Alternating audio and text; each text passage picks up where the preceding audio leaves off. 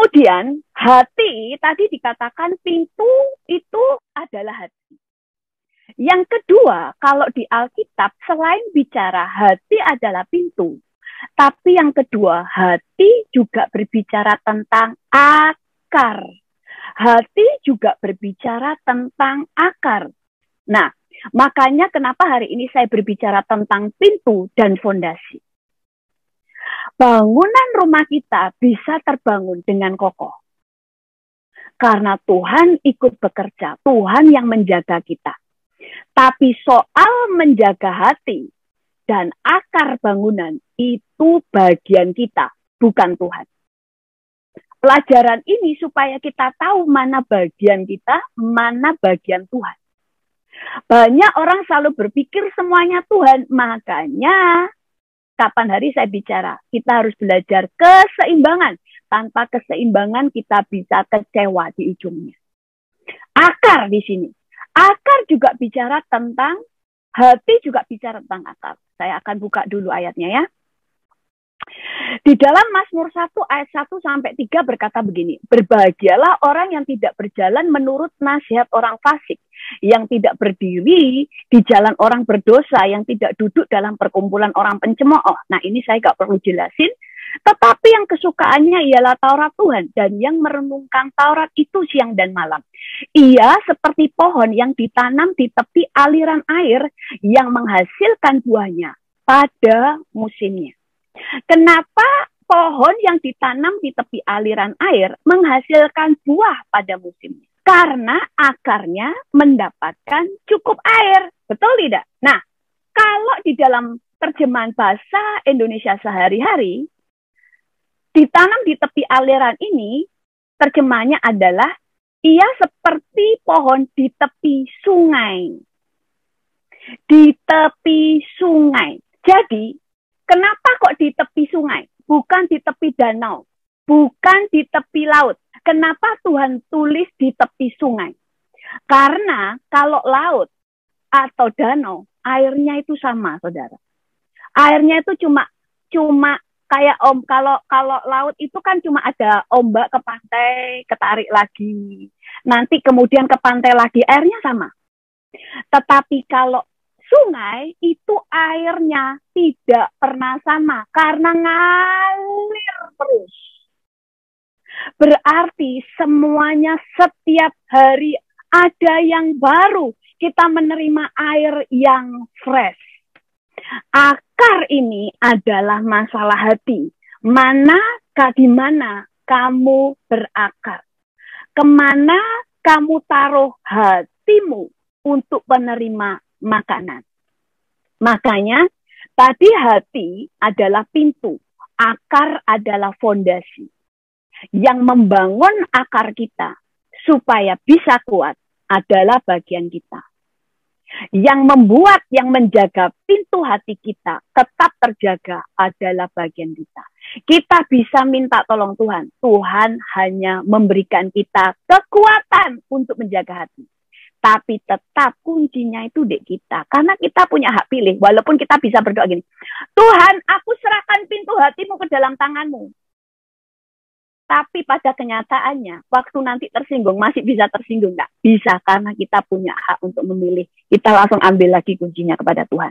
Nah, kenapa di tepi sungai? Tadi ya, sungai itu terus mengalir. Nah, air ini bicara tentang apa? Semuanya sudah tahu lah ya. Ini sekalian pelajaran ya. Pelajaran yang mungkin ada yang tidak tahu. Simbol Roh Kudus adalah merpati, air, api, angin, minyak, meterai, anggur. Sedangkan simbol firman Tuhan adalah roti, air, api, palu, pelita, pedang, cermin, benih, mutiara, air susu, dan madu. Jadi dikatakan lambang Roh Kudus air, tapi lambang firman juga adalah air. Berarti hati kita harus berakar pada firman dan Roh Kudus.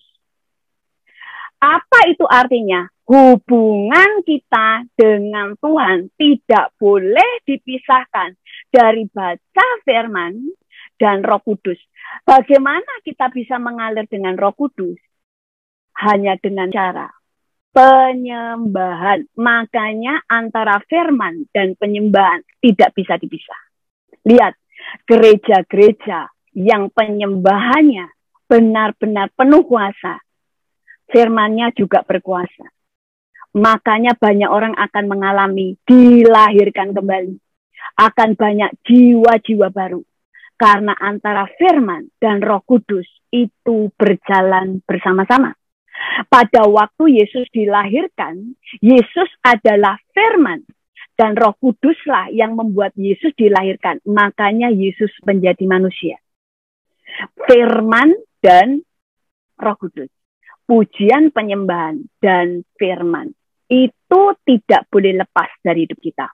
Tadi dikatakan air yang terus mengalir setiap hari baru. Makanya itu setiap hari kita laksanakan. Makanya bagaimana akar kita akan menghasilkan buah. Akan mempengaruhi buah kita. Kita contoh ya. Contoh. Ada 2 akar dosa yang berbahaya, yang merusak hati kita. Yang pertama adalah akar cinta akan uang. Akar tadi kan hati. Ada hal-hal dosa yang kalau hati kita condong ke sana, bisa mengakar ke situ. Itu sangat berbahaya. Akar segala kejahatan adalah cinta uang. Sebab oleh memburu uanglah beberapa orang telah menyimpang dari iman dan menyiksa dirinya dengan berbagai-bagai duka. Orang selalu berpikir, orang yang cinta uang adalah orang yang bekerja keras, cari duit, itu orang cinta uang. Orang yang sudah punya usaha satu, kemudian buka lagi cabang, itu orang cinta uang. Salah. Orang cinta uang itu adalah orang pelit. Orang pelitlah cinta uang. Dia itu sangat takut kehilangan uangnya. Itulah orang cinta uang. Bukan orang yang kerja keras memperoleh uang. Tapi orang yang selalu memakai segala sesuatu uang untuk me and me. Makanya kalau nawar barang itu sampai mampus. Sampai yang jualan nangis karena saudara nawar, kalau bisa sampai orang itu rugi. Gak peduli, yang penting saya dapat murah. Itulah orang cinta uang. Makanya kenapa orang Kristen diajar memberi. Makanya salah satu kenapa kita bisa rapture waktu kita berani melepaskan. Karena kasih itu berani memberi. Saudara punya hati yang tahu berterima kasih. Nah, di grup ini orang-orangnya luar biasa. Bible study ini dulu nggak ada persembahan ya, tetapi dari grup ini sendiri yang berkata harus ada persembahan karena kami merasa diberkati, kami mau memberkati pelayanan ini. Yang minta adalah justru anggota semua yang ikut Zoom. Itu namanya hatinya tahu berterima kasih. Hatinya tahu bagaimana melepaskan. Dia tahu dia punya hak untuk diberkati. Menerima firman, dia juga punya hak. Dia juga punya kewajiban memberkati. Jadi, cinta uang, sekali lagi, bukan orang yang kerja keras untuk menghasilkan uang, tetapi orang yang pelit dan tamak. Orang tamak itu begini, uangku, uangmu, uangku. Kalau ada makan makanan punya orang, kalau bisa itu buat dirinya sendiri. Tapi dirinya sendiri punya dia, tidak pernah mau berbagi. Gini ya, Tuhan itu kan ada yang memang nggak punya. Kita nggak bicara yang nggak punya. Pelit itu kan saudara punya, tapi nggak mau berbagi. Ngerti ya? Pelit tidak mau melepaskan. Ini ada pelayanan butuh, tidak mau, pokoknya saya hanya mau terima. Itulah cinta, akar cinta akan uang. Itu yang akan membawa kepada dosa-dosa yang lain. Nah, saya akan berikan contoh-contohnya ya. Atau tidak tahukah kamu bahwa orang-orang yang tidak adil tidak akan mendapat bagian dalam kerajaan Allah? Jangan sesat, orang cabul, penyembah berhala, orang berzina, banci, orang pemburit, pencuri, orang kikir, pemabuk, pemfitnah, dan penipu tidak akan mendapat bagian dalam kerajaan Allah. Lebih baik dalam kehidupan kita, walaupun cuma Rp1.000, saudara lepaskan untuk memberkati, untuk berkati pekerjaan Tuhan, untuk bisa mengucap syukur, di mana saudara mendapatkan minyak. Kalau saudara mendapatkan minyak, saudara doakan tempat pelayanan itu, saudara mendapatkan minyak dari pelayanan ini, saudara mendoakan pelayanan ini, itu memberi sesuatu, bukan cuma menerima. Supaya akar kita itu melekat pada kebenaran, bukan melekat kepada cinta akan uang, karena akar itu hati. Hatimu kemana? Firman Tuhan berkata, di mana hartamu berada, di situ hatimu berada. Kemana hatimu berada? Pada kebenaran atau cinta akan uang? Kalau kepada kebenaran, saudara, makanya saya kemarin hari kan saya sampaikan tentang keseimbangan. Saudara bisa melipat gandakan semua yang ada pada saudara. Bisnis saudara, uang saudara, talenta saudara, semuanya saudara kembangkan tanpa batas. Tapi tetap mengerti rasa cukup. Bukan me. Kalau bisa memberi, harus memberi. Supaya akar kita pada kebenaran. Kebenaran itu kan kamu harus memberkati. Di mana kamu dilayani. Kamu harus memberkati orang-orang yang tidak punya. Walaupun itu cuma 1 sen. Ada yang kamu lepaskan dari hidupmu. Supaya akar kita benar. Ngerti ya? Karena apa yang di akar itu akan mempengaruhi dalam hidup kita. Ini contoh-contohnya ya. Contoh akar cinta uang, buahnya. Buahnya itu bukan orang itu cari duit. Kecuali orang itu cari duit sampai nggak bisa ke gereja. Nah itu namanya cinta uang. Karena sudah melupakan Tuhan. Orangnya pelit. Perhitungan. Suka nawar sampai mampus. Maksudnya, waduh yang ditawar itu sampai kolaps. Sampai kaget-kaget. Aduh ditawar kayak gitu. Serakah. Egois, pikirannya cuma saya harus yang terima, nggak berani memberi. Mencuri menjadi hobi. Itu kalau sudah mulai panjang ya, mulai mencuri, korupsi dan sebagainya. Nah kemudian ada contoh orang-orang pelit di gereja, di Alkitab. Nabal, suami Abigail, waktu sudah ditolong oleh Daud. Dan Daud itu kan tentara yang cuma karena si Nabal pun pesta, lagi panen raya, pesta makan-makan besar.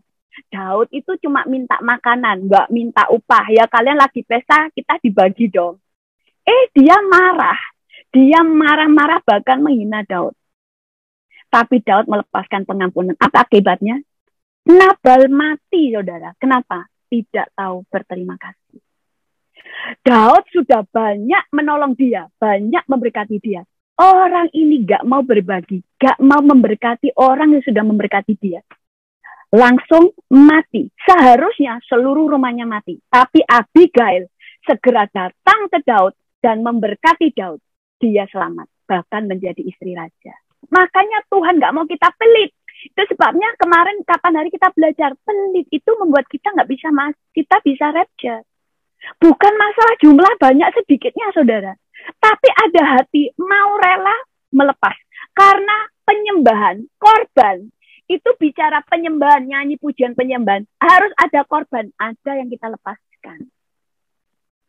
Nah itu memang hukumnya Tuhan. Makanya kapan hari kita juga belajar. Kenapa ada orang yang di sebelah kanan, diumpamakan Tuhan sebagai kelompok domba dan kelompok kambing. Yang kelompok kambing, bukan karena mereka berbuat jahat, bukan karena berzina, bukan karena mencuri, bukan karena membunuh, tapi hanya karena mereka pelit. Kemudian di sini, orang kaya yang ada Lazarus, dia mati. Dia masuk neraka. Hanya karena membiarkan Lazarus mati, padahal dia ada di depan rumahnya. Kemudian Yudas mati karena dia tamak dan pelit. Pelitnya kemana? Kok tahu kalau pelit? Dia itu kan suka mencuri. Semua untuk dirinya. Me. Dan bahkan pada waktu Maria memecahkan buli-buli narwastu, menuangkan narwastu ke kaki Yesus, Siapa yang menentang? Dia adalah Yudas. Ngapain uang kamu hambur-hamburkan? Dia pelit. Akhirnya dia mati dalam ketamakannya. Iblis itu pencuri, pembunuh, pembinasa. Makanya kita itu bisa menghentikan, membunuh berkat di dalam hidup kita. Pada waktu semua bicara tentang aku. Makanya kenapa sih Tuhan ajarkan kita untuk melepaskan walaupun sedikit. Tapi kita lepaskan. Belajar melepas. Belajar berkorban. Tahu berterima kasih. Ya, Nabal itu nggak tahu terima kasih. Dia dibunuh Tuhan. Kemudian Yudas. Kenapa Yudas tidak ditegur? Saya kan pernah katakan, Petrus waktu menyangkal Yesus, dia dapat teguran berupa ayam yang berkokok. Karena Tuhan sudah ngomong, nanti kamu sebelum ayam berkokok, kamu sudah menyangkal aku 3 kali. Waktu dia nyangkal ayam berkokok, dia langsung ingat, saya berdosa. Tapi waktu Yudas menjual Yesus, tidak pernah ada teguran. Bahkan kalau saudara baca, Yesus itu waktu Yudas mau pergi menjual Yesus, Yesus ngomong apa? Lakukan apa yang kamu harus lakukan. Jadi, terserah, silakan. Kamu mau mengkhianati aku, silakan. Tuhan nggak tegur. Karena akar hatinya cinta akan uang, bukan kepada kebenaran. Jadi 2 hal inilah yang harus kita jaga. Masih satu, ada 2 hal. Yang satu adalah akar cinta akan uang. Sekali lagi, cinta akan uang itu adalah, kalau dirangkum semuanya adalah pelit dan serakah. Serakah itu maunya cuma terima tok, nerima tok, dari sini nerima, dari sana nerima, semuanya pokoknya aku. Saudara percayalah, saudara itu gak akan bisa bertumbuh, tidak akan diberkati, karena cuma nerima.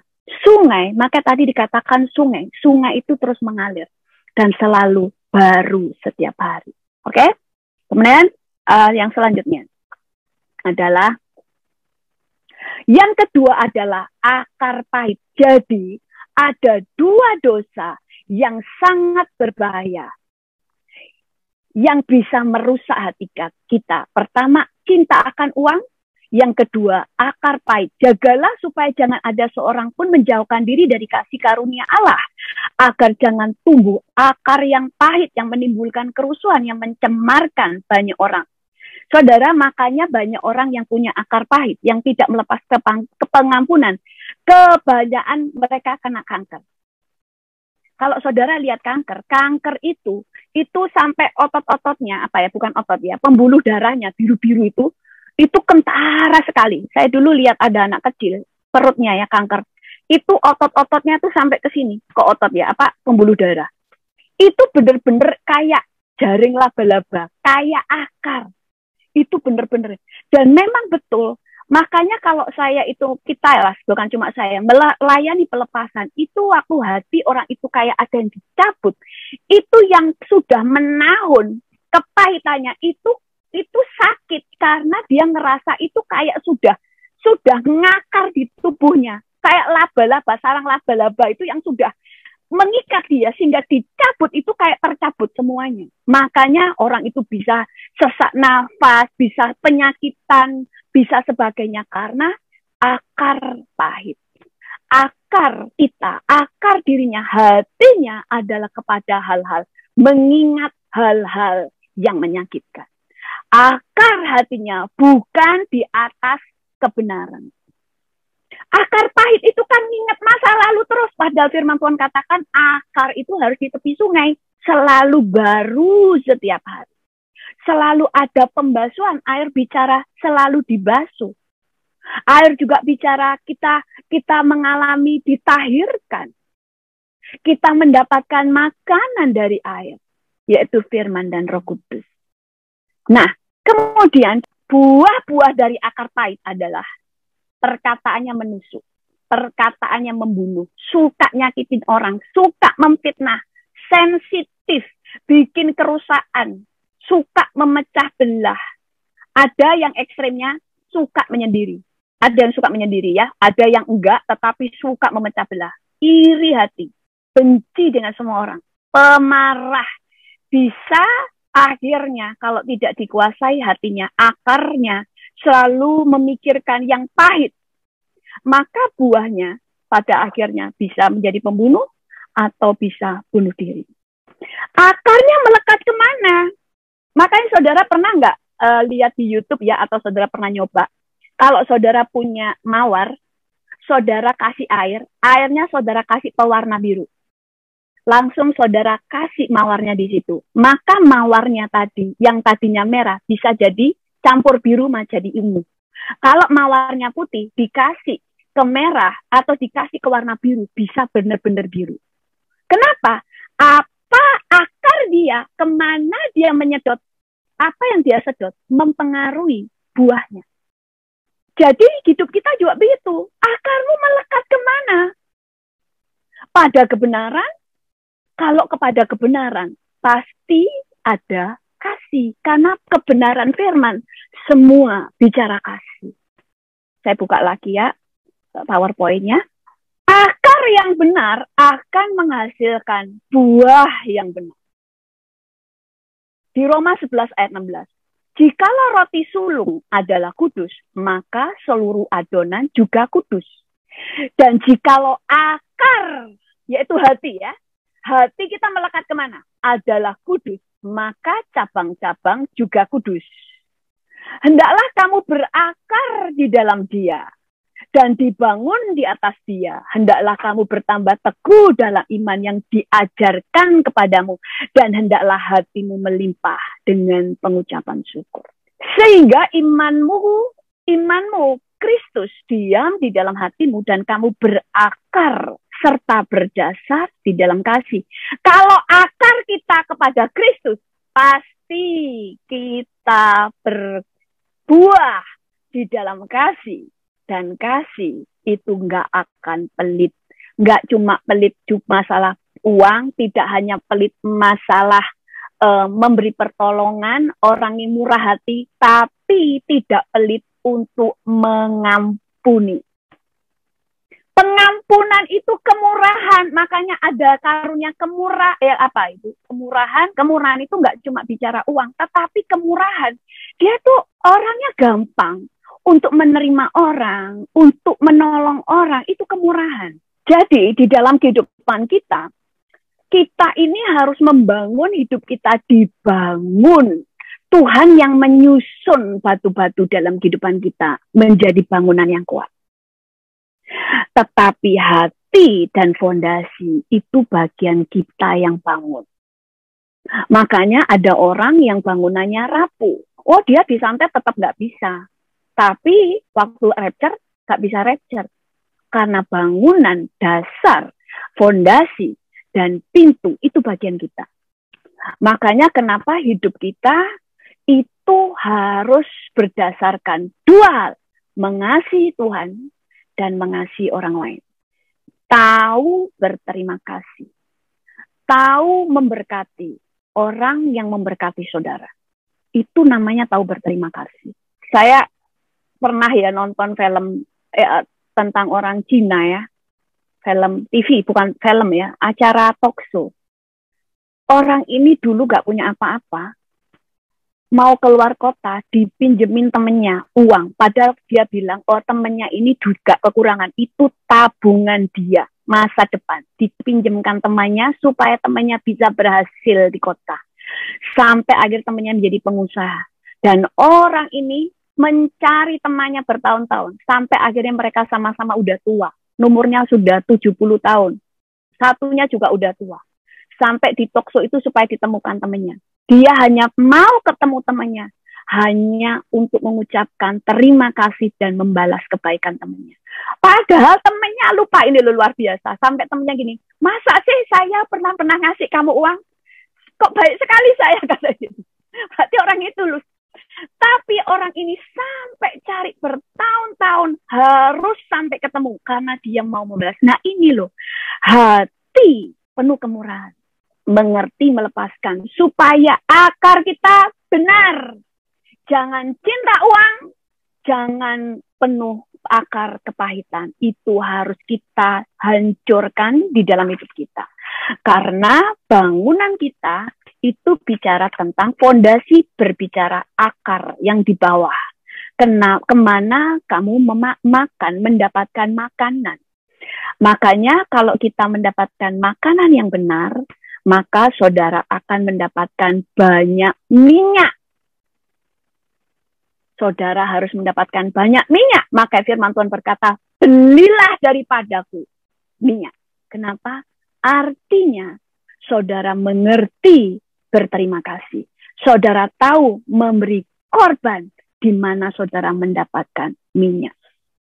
Saudara juga bisa menolong orang lain. Walaupun nilainya itu sangat kecil. Aku nggak ada duit nih.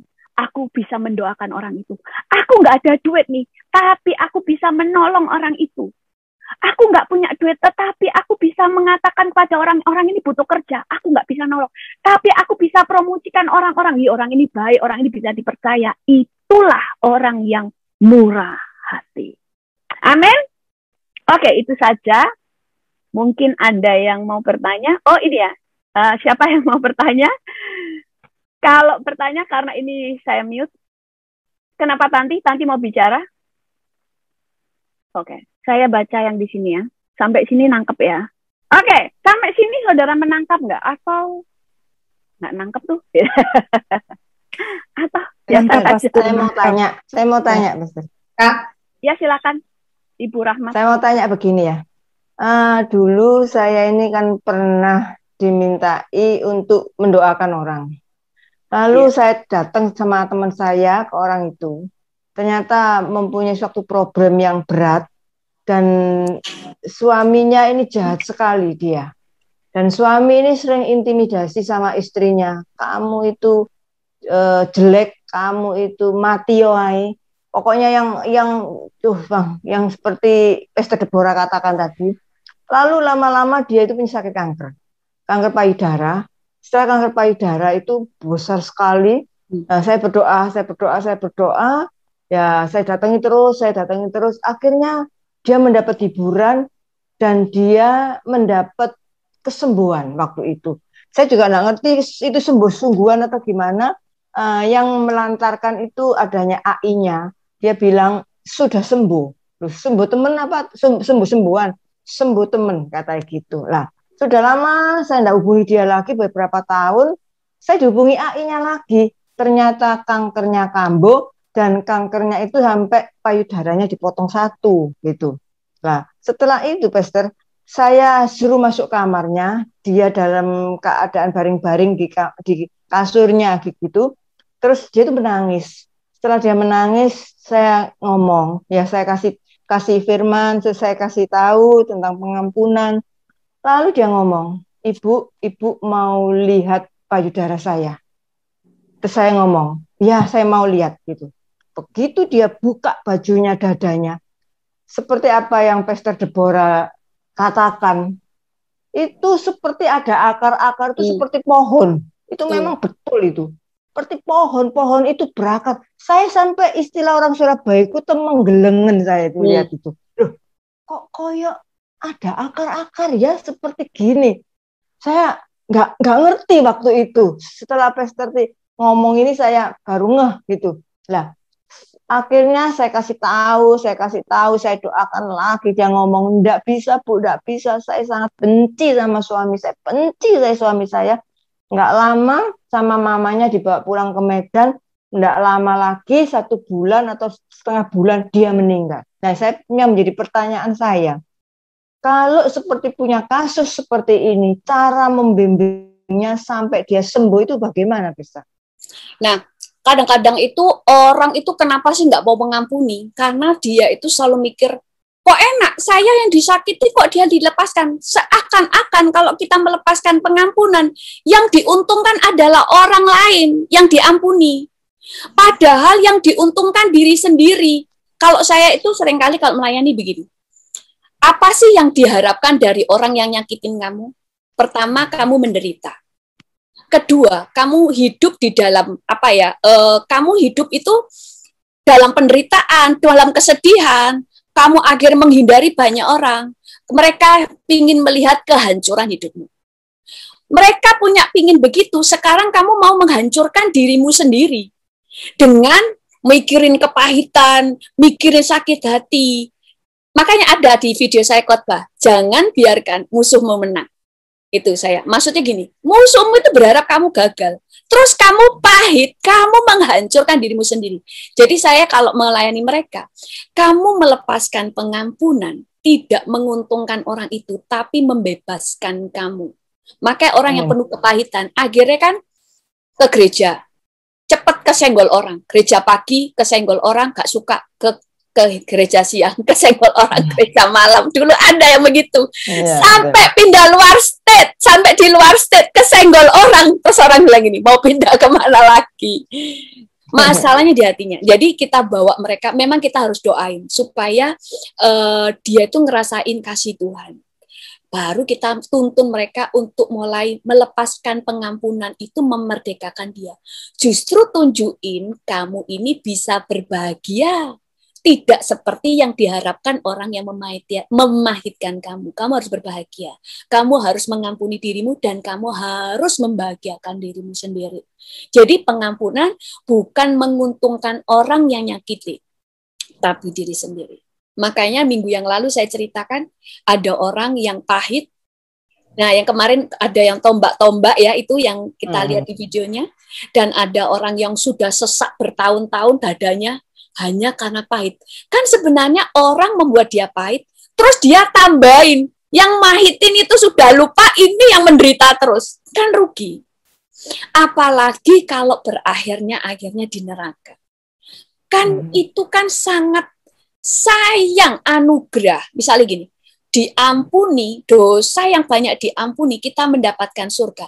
Tapi nggak bisa masuk surga karena tersandung dengan batu yang kecil. Rugi.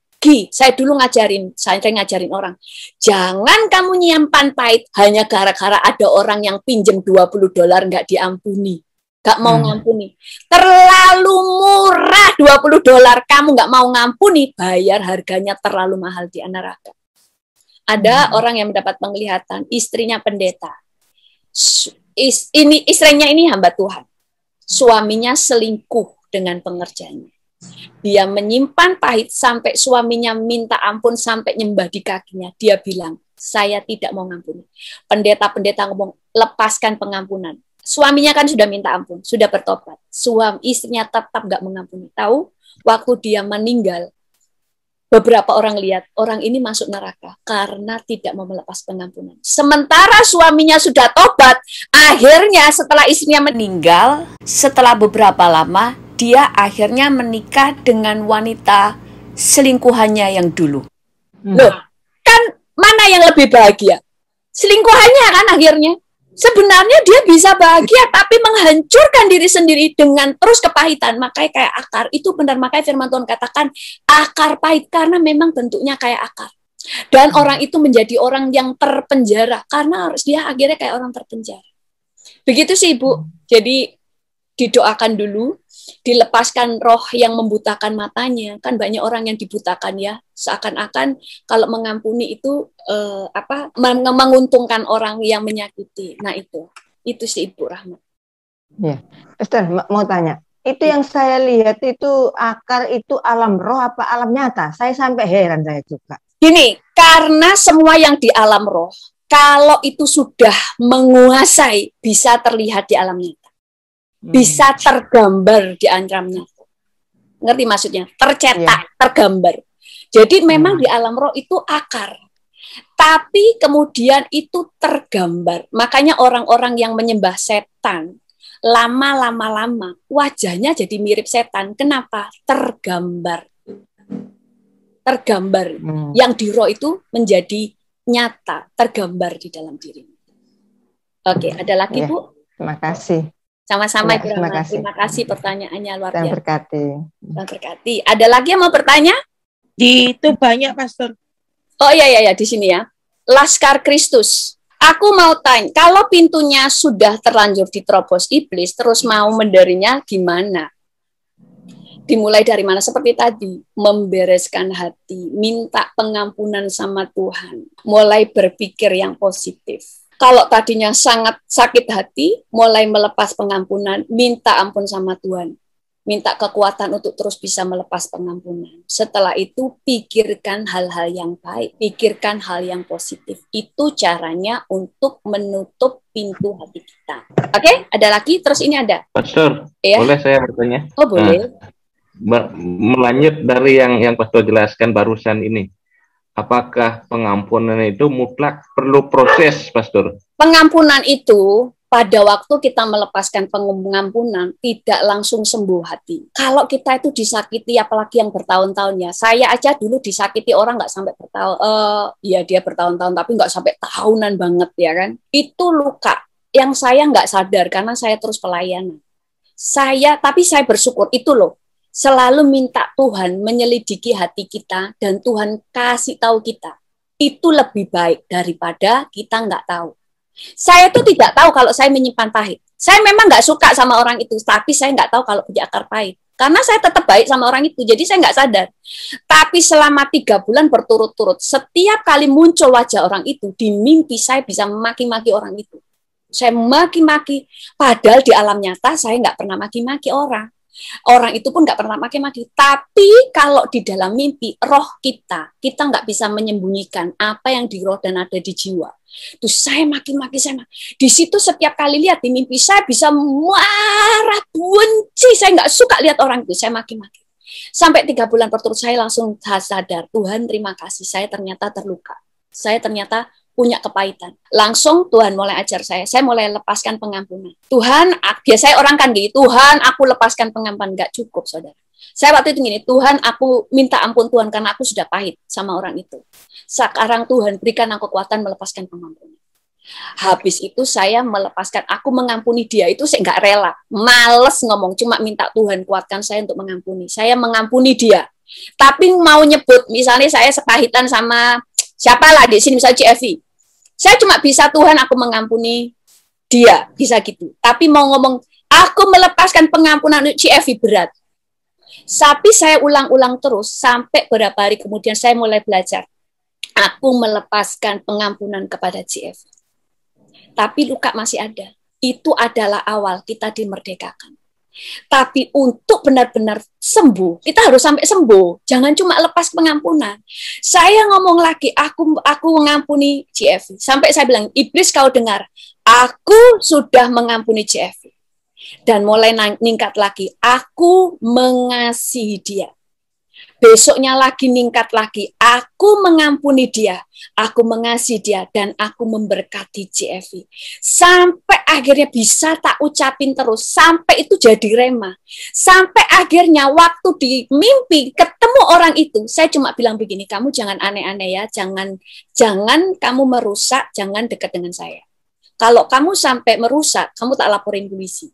Di mimpi itu begitu, tapi nggak maki-maki, saya nggak marah, saya nggak sakit hati, saya cuma bisa tegas. Kamu kalau aneh-aneh, saya laporin polisi. Sampai suatu saat, walau tidak pernah mimpi dia lagi. Kalau dengar namanya dia itu saya udah lupa. Dulu sakit hatinya kayak Mina udah lupa. Sampai kalau ingat gitu aja dulu kok aku sakit hati ya gitu. Kenapa? Sembuh. Jadi ada proses. Tapi prosesnya itu bukan dibalik. Saya pelan-pelan lah, kalau hati saya sembuh, saya ngampuni, itu salah. Lepaskan pengampunan dulu, baru sambil berjalan pemulihan hati. Orang selama ini mau ngampuni kalau hatinya baik dulu. Loh jangan, itu namanya nggak lepas pengampunan. Iblis bisa membuat saudara lupa bahwa saudara sebenarnya masih nyimpan kepahitan. Karena sekarang sudah baik-baik aja. Loh enggak, jadi harus pengampunan dulu, sembuhnya itu sambil berjalan. Oke? Begitu Pak Nyoman? Ya, terima kasih Pastor. Terima kasih, saya Sama-sama. diberkati sekali. Terima kasih. Terus ada lagi yang mau bertanya? Oh, di sini masih ada. Bagaimana bisa mengampuni dan melupakan dengan sungguh-sungguh karena pikiran dan ingatan kita berputar-putar. Selalu perkatakan, aku melepaskan pengampunan, aku mengasihi dia. Itu berputar-putar seperti tadi. Iblis itu suka perang di pikiran. Pikiran itu adalah halaman tempat peperangan rohani. Makanya perangnya di situ. Pikirkan yang baik, makanya lepaskan pengampunan.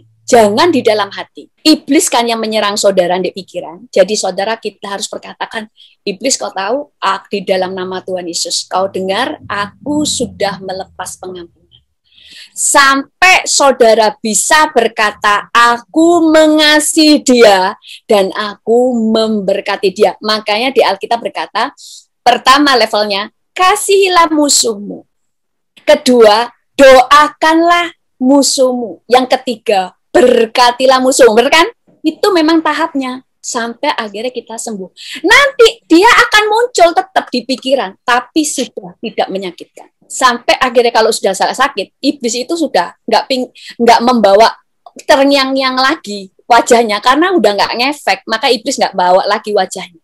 Jadi terus perkatakan sampai hati kita sembuh. Terus ini, pastor gimana ada teman yang juga kanker payudara, sudah dipotong sebelah.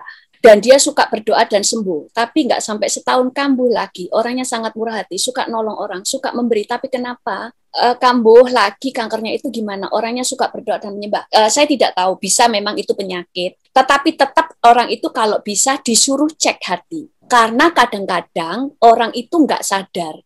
Karena sudah, gini ya, banyak orang itu bukan mengampuni, tapi melupakan. Melupakan itu nggak ngampuni, saudara. Cuma karena saking sakit hatinya, tak lupakan. Tapi itu masih ada kanker di dalam dirinya. Dulu ada seorang tante-tante, lumpuh, kakinya lumpuh, bertahun-tahun. Sampai ada seorang anak remaja, dia bilang begini, tante mau tak doakan tante supaya bisa jalan. Oh iya, boleh. Ya gitu, masih remaja. Terus orang ini bilang gini, waktu berdoa, terus anak ini bilang, Tuhan bilang, tante ini punya kepahitan di masa lalu. Oh, nggak ada. Saya nggak ada pahit-pahit sama siapa. Terus orang ini tanya sama Tuhan, anak ini. Terus dia bilang, tante punya pahit sama saudara tante. Nggak ada. Saking kepahitannya sama saudaranya, dia saudara kembar. Tapi karena dia saudara kembarnya lebih cantik, nah ini loh, kita jangan sampai dipakai iblis untuk membuat pahit. Selalu orang banding-bandingin. Loh ini kembar kok satunya cantik, kok satunya jelek ya. Itu perkataan kurang ajar. Itu dipakai iblis untuk membunuh hati seseorang. Dari kecil orang selalu berkata, kok yang satu lebih cantik padahal kembar, kok ini beda sih gitu loh. Itu memaitkan hati. Sampai akhirnya dia waktu besar, dia pindah ke luar negeri dengan harapan dia melupakan kakaknya. Di mana-mana saudaranya, di mana-mana dia tidak pernah berkata dia punya saudara kembar. Dia lupakan bahwa dia merasa aman kalau dia merasa dia sendirian, gak punya saudara kembar. Karena kalau ingat ada saudara kembar, dia merasa diampuni. Jadi dia melupakan. Sampai waktu orang ini bilang, kamu punya saudara, itu dia itu lupa. Nah ini melupakan, bukan mengampuni. Pada waktu akhirnya dilayani, terus akhirnya dia sadar, didoain kan, dia sadar, oh ya saya punya saudara kembar, Pak, tante harus melepaskan pengampunan. Waktu dia ngelepasin pengampunan, dia telepon saudara-saudaranya untuk tahu nomor teleponnya itu. Dia telepon, waktu telepon saya ngomong, saya minta maaf, saya dulu kepahitan bertahun-tahun, sampai tante-tante udah tua loh. Saya minta maaf. Pada waktu ngobrol, itu dia nggak sadar, itu sampai ketawa-ketawa sambil jalan-jalan, ketawa-ketawa. Terus anak remaja ini, dia bilang, tante, sadar nggak? Kenapa? Tante jalan-jalan loh dari tadi. Dia langsung sadar. Terus dia langsung sorak-sorak, dia sampai lompat-lompat. Dia bilang gini, jadi dia belum didoakan kesembuhan. Hanya karena melepas pengampunan, tiba-tiba dengan sendirinya dia bisa berjalan. Jadi kepahitan memenjarakan orang, kepahitan membunuh seseorang, nggak cuma membunuh orang lain di sekitarnya, membunuh dirinya sendiri. Kepahitan memenjarakan, kepahitan itu seperti akar yang menghancurkan, membunuh. Jadi kalau misalnya ini tadi ada kanker, kemudian enggak, coba orang itu dicek, kita nggak langsung nuduh, ibu kepahitan lah, iya lah kepahitan, mungkin saja enggak, mungkin hanya sakit, cuma memang kebanyakan kanker, sakit-sakit yang dalam, sesak dan sebagainya itu kebanyakan akarnya karena sakit, karena hati yang pahit. Makanya dokter juga ngomong kok, hati itu harus dibuat gembira. Yang banyakan membawa sakit bukan makanan, bukan genetik, tapi pikiran, masalah yang ada di hatinya. Jadi orang itu untuk dituntun untuk boleh mengingat-ingat. Kalau ada yang melukai, lepaskan pengampunan. Kebanyakan orang bilang, saya sudah mengampuni semua. Kadang orang begitu, itulah kesombongan, keangkuhan. Tapi lebih baik tante mulai cek sendiri dengan Tuhan, nggak perlu ngomong sama saya. Nah itu, oke? Terus ini, pastor saya mau tanya, kenapa persembahan kain ditolak Tuhan, padahal Tuhan tahu kalau kain itu petani. Jadi sewajarnya jika kain mempersembahkan dari hasil tanahnya. Nah, ini sebenarnya di bahasa aslinya nggak cuma tentang kain mempersembahkan tanaman, tapi ada perkataan kain menunda-nunda mempersembahkan. Jadi kain ini nggak sungguh-sungguh. Sementara Habil langsung memberi yang terbaik, dan memberi yang paling Tuhan suka. Zaman itu orang belum makan binatang. Buat apa dia ternak binatang? Dia tahu Tuhan suka dengan korban. Makanya dia mempersembahkan domba. Karena harus ada, Tuhan tuh paling suka persembahan yang hidup. Makanya persembahkan dirimu sebagai persembahan yang hidup. Ya kan? Pelayanan kita itu adalah persembahan. Waktu kita mendoakan orang itu adalah pelayanan tubuh kita. Capek kan sebenarnya? Itu adalah persembahan kita, penyembahan kita. Saya pun kalau Sabtu, jangan dipikir saya itu kalau pengajaran punya buku-buku pengajaran tinggal ngajar. Enggak, saudara. Sabtunya Jumat itu baru saya tanya, Tuhan ngajar apa? Makanya kadang-kadang, pastor judulnya apa? Saya belum tahu mau ngomong apa. Baru setelah Tuhan kasih, baru nyateti ayat-ayatnya dan sebagainya. Nah itu adalah penyembahan kita sebagai korban persembahan yang hidup. Nah, tapi kain selain persembahannya sebenarnya bukan yang Tuhan suka. Tapi masih enggak apa-apa. Cuma ditambahi lagi, dia suka menunda-nunda. Berarti kayak gak rela, ya kan? Mau persembahan, nanti aja lah.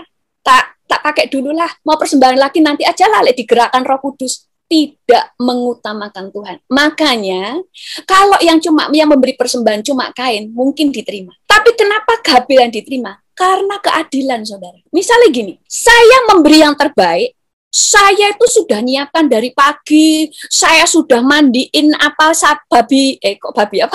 domba, domba saya cuci, saya persembahkan, saya korban bakaran, semuanya yang the best. Kemudian kain menunda-nunda, sakar pula, nanti aja dan sebagainya.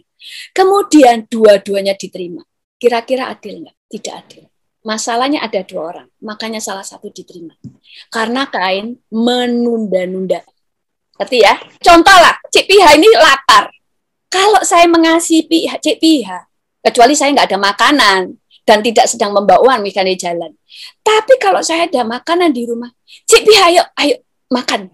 Atau saya mikir gini, nanti aja lah sampai Cik Piha semaput baru saya kasih makan. Itu mengasihi nggak?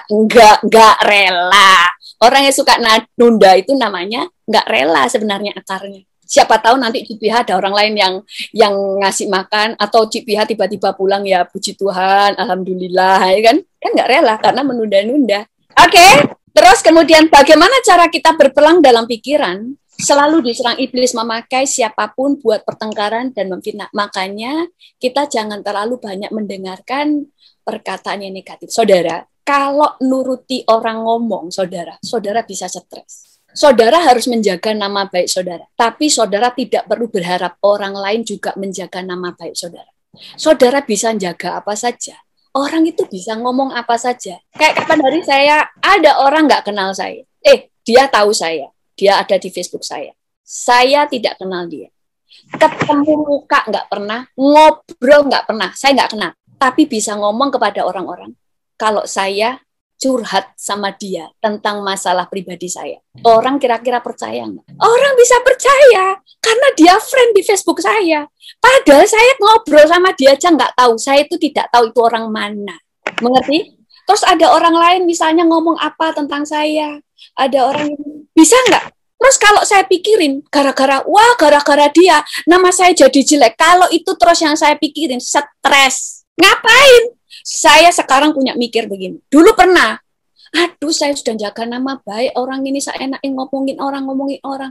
Tapi sekarang saya mikir begini, orang mau ngomongin saya ya terserah, orang nggak suka saya, orang percaya omongan orang terserah. Yang penting saya bahagia. Mereka suka saya juga nggak ngasih apa-apa sama saya. Mereka benci sama saya juga tidak merugikan saya. Ya terserah toh. Yang penting saya tetap melakukan bagiannya saya, karena kita punya Tuhan, pada waktunya semua orang akan tahu bahwa yang diceritakan orang tentang kita tidak benar. Itu aja prinsipnya. Amin. Makanya pikirkan yang baik, yang sedap didengar. Kalau ada yang ngomongin kita, menjelekkan kita, memfitnah kita, berarti itu kesempatan bagi kita untuk berbuah kasih dan berbuah pengampunan. Saudara tidak akan pernah berbuah kasih dan pengampunan kalau nggak ada yang menyakiti saudara. Kalau saudara cuma bergaul dengan orang-orang yang baik, Cipiha ini baik banget, Tanti, CFI itu baik banget. Mereka tuh suka menolong, gak suka tersinggung. Nah, kalau saya sama mereka ya nyaman, tapi kapan saya berbuahnya? Gak pernah berbuah. Wong sama mereka baik terus. Jadi mereka ini harus disingkirkan. Teman yang membawa kita punya banyak pahala justru yang suka memfitnah saudara, ya kan? Amin. Nah, itu. Oke, terima kasih Pastor. Mengampuni diri sendiri sulit. Harus. Makanya, gak usah mikir gini, saya belum bisa. Perasaan saya belum mengampuni. Gak usah main perasaan. Iman itu tindakan. Iman itu keputusan. Bukan perasaan. Bukan dipikirin. Saya mengampuni diri saya. Langsung saya mengampuni diri saya. Aku adalah orang yang berharga. Aku ini orang yang baik. Walaupun banyak kelemahannya, Tuhan bisa mengubah saya. Tuhan akan kembalikan saya kepada ciptaan mula-mula saya, di mana Tuhan menciptakan saya, seperti apa aku diciptakan akan dipulihkan, akan seperti yang Tuhan mau. Jadi, melepas pengampunan juga begitu. Di sini masih sakit hati, tapi iman itu tindakan dan keputusan untuk bertindak, bukan perasaan.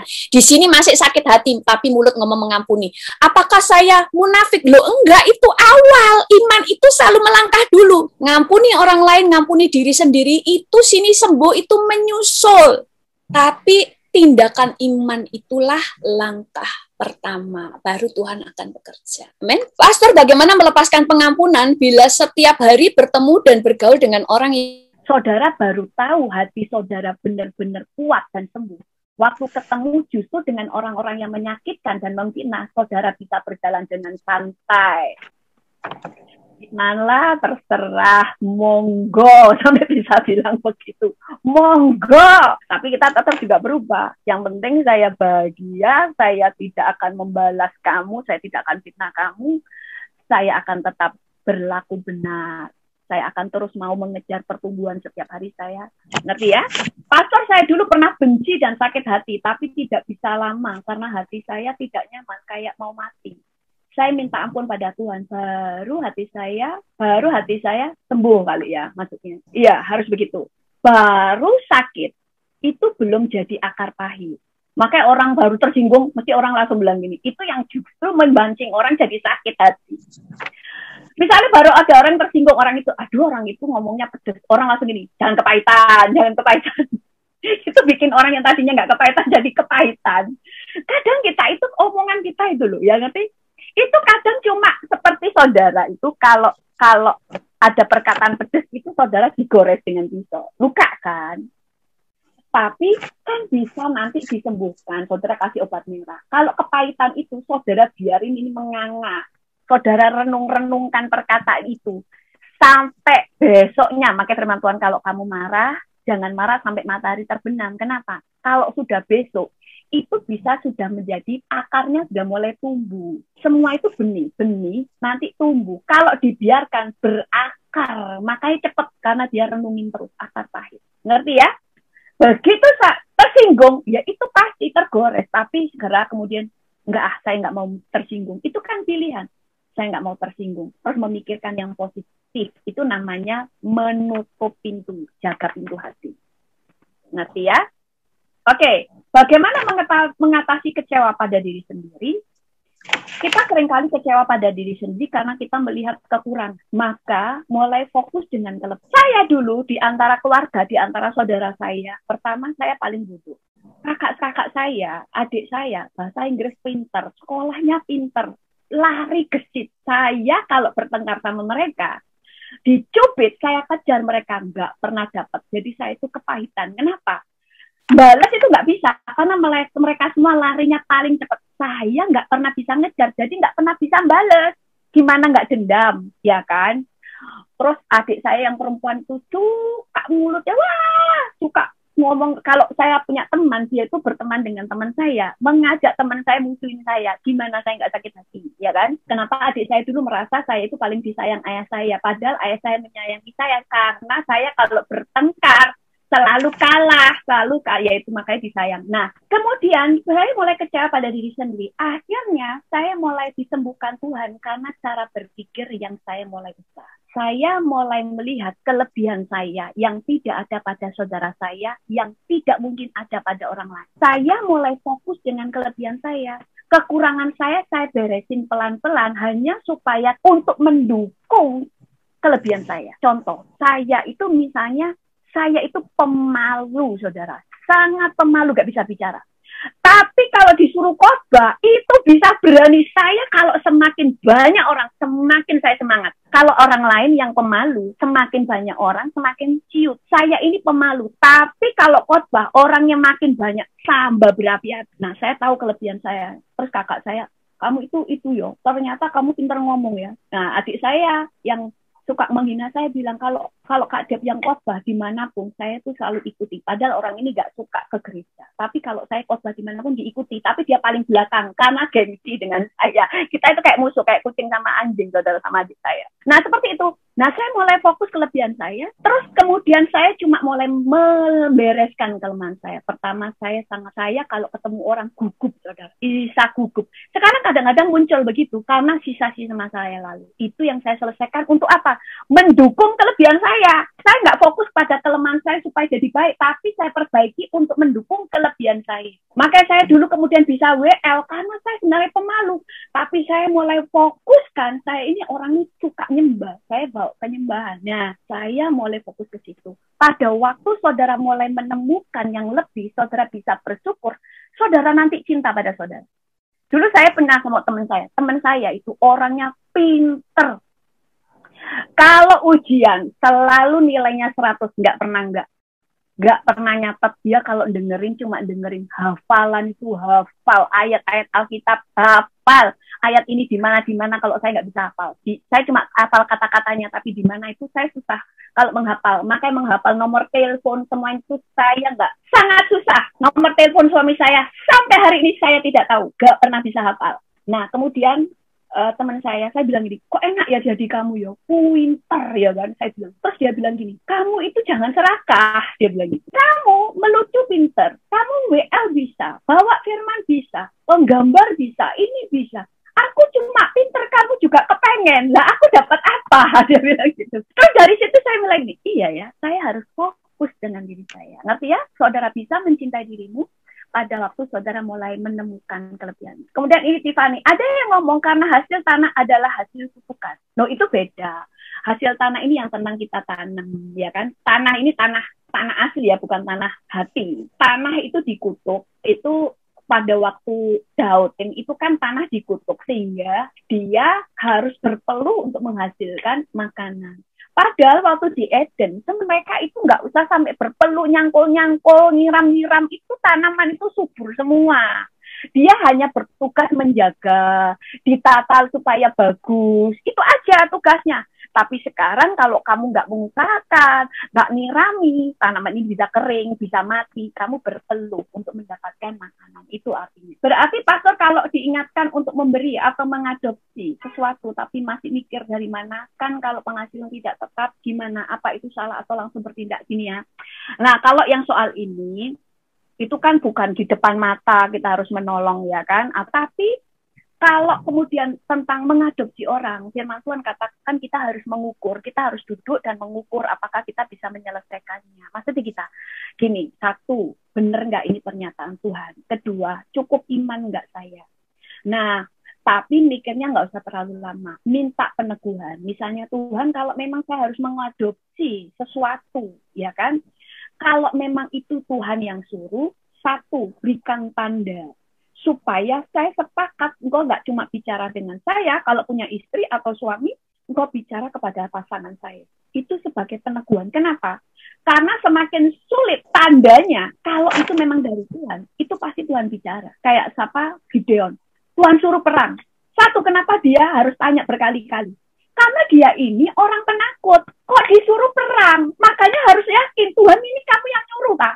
Satu, dia nggak terlatih berperang. Dua, dia nggak pernah mimpin, ya kan? Terus yang ketiga, siapa yang mau percaya sama dia? Orang Israel mau nggak tiba-tiba saya pimpin? Bener nggak kamu yang mimpin? Kamu yang ngomong. Makanya dia perlu tanda 3 kali. Yang seperti ini minta tanda. Nah, kalau sudah sampai tanda, misalnya Bapak minta 3 kali, ya jangan sampai 15 kali, 2000 kali, nggak nyampe-nyampe ya Mbak Yesus datang. Kalau sudah terjawab, baru kemudian Tuhan, kalau ini dari kamu, Engkau yang mencukupkan. Aku hanya sebagai pelaksana. Kayak siapa? Smith Wigglesworth. Dia seorang pengusaha sepatu. Tuhan suruh tinggalkan usahanya, harus menjadi pelayan Tuhan full time. Terus dia ngomong, bener nggak? Minta tanda dia 3 kali. Yang kedua, dia make a deal. Dia bilang, Tuhan, kalau sampai sepatuku terbuka, saya akan jadi tukang sol sepatu lagi. Aku akan tinggalkan pelayanan. Maksudnya apa? Kalau kamu suruh pelayanan, tapi engkau tidak mencukupkan kebutuhanku, saya lebih baik mencukupkan kebutuhanku sendiri dengan menjadi tukang sol sepatu. Makanya, dia tidak pernah kekurangan di dalam pelayanan. Jadi, pada waktu kita dipanggil pelayanan pun, pertama minta tanda atau peneguhan, kedua, make a deal. Tuhan, aku menjadi pelaksana. Selebihnya engkau yang bertanggung jawab memelihara hidupku, mencukupkan kebutuhan pelayanan. Maka ada beberapa orang yang Tuhan suruh untuk melayani orang-orang miskin, kasih makan orang miskin, kasih biaya. Itu nggak begini, saudara. Karena saya mengasihi Tuhan, saya langsung terjun. Tidak, harus make a deal. Tuhan, saya akan terjun, mengasih makan. Tapi yang memberikan biaya itu kan. Tugas dia cuma ngumpulin orang, ngasih biaya, ngasih makan. Makanya yang kapan hari ada seorang ibu di sini yang dapat penglihatan orang ngasih makan untuk orang-orang anak-anak miskin dan memberi sekolah-sekolah kreatif. Itu Tuhan itu selalu ngasih uang di amplop coklat itu full dengan uang. Untuk apa? Untuk pelayanan dia. Bukan supaya dia kaya raya. Ya dia tetap pasti diberkati. Nggak mungkin jadi saluran terus dia miskin, kelaparan. Ya kan? Nggak. Tuhan itu kan adil. Itu. Jadi karena Tuhan suruh dia melayani orang-orang miskin sampai ke pelosok-pelosok. Dia make a deal. Makanya uang dia nggak pernah habis. Ada saja orang yang Tuhan kirim untuk mengirimkan untuk dana kepada dia. Ngerti ya?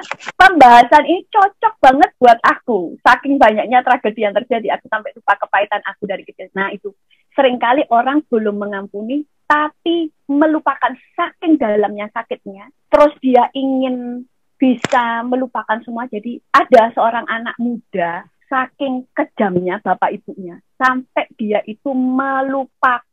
Sampai waktu dia itu melupakan itu sampai bisa jadi parah loh saudara. Itu melupakannya gini. Jadi misalnya dia itu pas memutuskan melupakan keluarganya, itu misalnya dia di umur 30 misalnya. Sehingga kalau dia ditanya tentang umur dia sebelum 30, umur waktu dia anak-anak, umur 29, itu dulu dia ngapain? Itu benar-benar lupa. Karena waktu itu dia memutuskan melupakan semua yang menyakitkan. Itu lupa. Jadi dia ingat hidupnya itu hanya dari umur 30 sampai yang dia sekarang, misalnya sekarang umurnya 45. Dia hanya ingat hidupnya dari umur 30 sampai 45. Dari 30 sampai kecil, nggak pernah ingat. Sampai dia di konseling, dia di ini pelayanan inner healing, dia mulai melepaskan pengampunan walaupun dia tidak tahu apa yang diampuni. Sampai akhirnya memorinya kembali. Waktu memorinya kembali, dia nangis mengingat masa kecilnya. Tapi saat itu dia mulai dituntun untuk melepaskan pengampunan. Dan dia sembuh. Memorinya kembali. Jadi itu harus dibawa kepada Tuhan. Gak perlu dikonseling orang, itu bawa sama Tuhan. Oke, cuma satu lagi.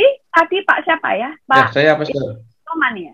Ini. Ya, silakan Pak Nyoman. Pastor, setelah kita mengampuni itu, apa boleh kita tidak suka dengan orang yang kita ampuni? Itu pertama, Pastor.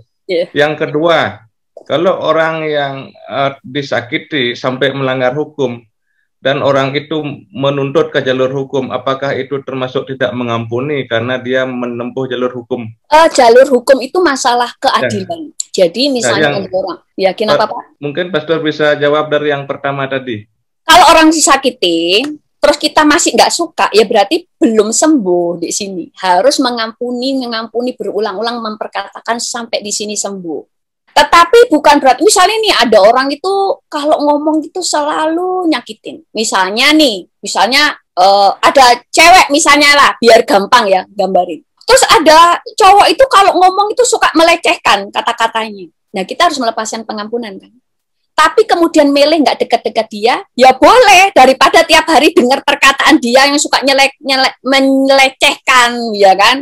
Oh, kamu perempuan ini ya, kamu ini ya misalnya kayak gitu, kamu gini-gini lah. Kalau dia kata-katanya gitu terus, lepaskan pengampunan dan kemudian ya kalau bisa menghindari, yang hindari. Tapi bukan berarti setiap kali ada dia lari ya, kita kan jadinya nggak merdeka. Orang itu yang nyakiti bisa kemana-mana, kita yang nyelip lah, kita kan jadi nggak merdeka.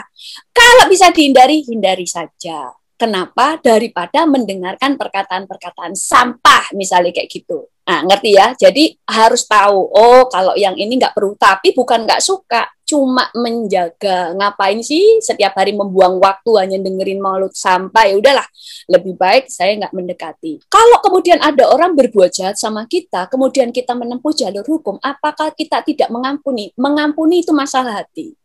Tapi jalur hukum itu masalah keadilan. Supaya orang ini berubah, ya harus dihukum.